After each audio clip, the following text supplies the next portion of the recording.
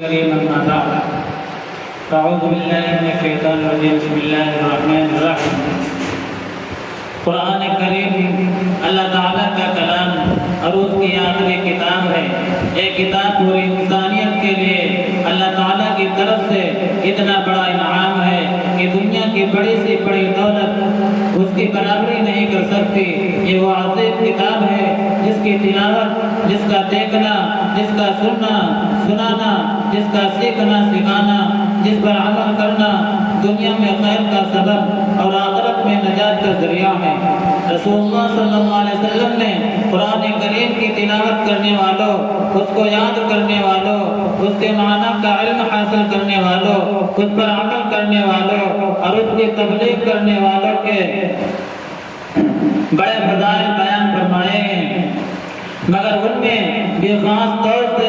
علماء و حفاظ کی تو بڑی فضیلتیں بیان فرمائی ہیں۔ آپ کے سامنے علماء و حفاظ کے کچھ فضائل بیان کیے جا رہے ہیں تاکہ اگر ہم عالم یا حافظ نہیں بن سکتے تو ان فضائل کو سن کر کم از کم اپنے بچوں کو یا کسی قریبی رشتہ دار ہی کو حافظ قرآن اور عالم دین بنا دیں تاکہ وہ کل قیامت کے دن اللہ کے حضور ہماری سفارش کر سکے۔ نبی کریم صلی اللہ علیہ وسلم نے فرمایا قیامت کے دن صاحب قرآن حافظ قرآن سے کہا جائے گا کہ پڑھتا جا اور جنت کے درجے پر چڑھتا جا اور ٹھہر کر پڑھو جیسا کہ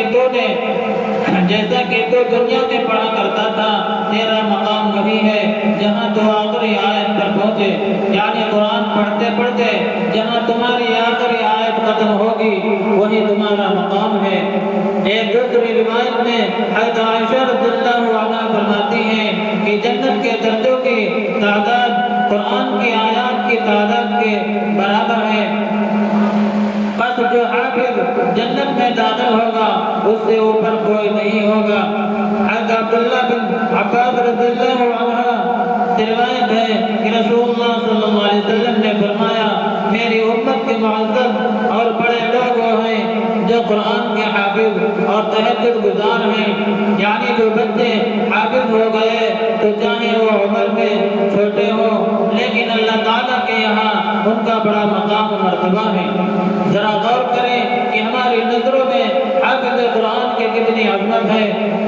جو قرآن کے حافظ ہیں ہمیں ان کی قدر اور عزت کرنی چاہیے۔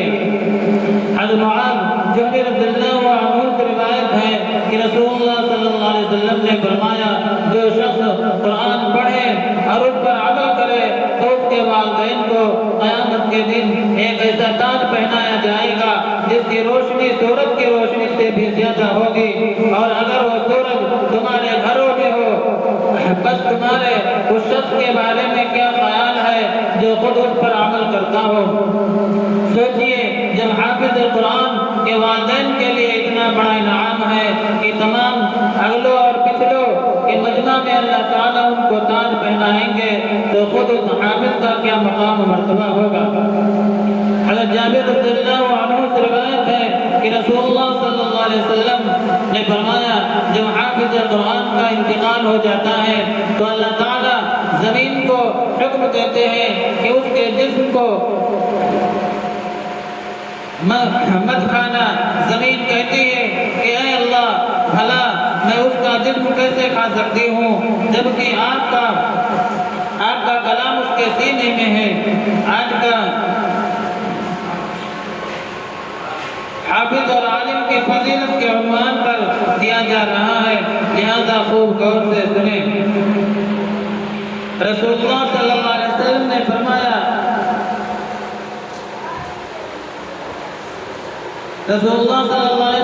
فرمایا علماء کی مثال زمین میں ایسی ہے جیسے آسمان میں موجود تارے جن کے ذریعے سے خشکی اور تری کی تاریکیوں میں رہنمائی حاصل کی جاتی ہے۔ اگر ستاروں کی روشنی ختم ہو جائے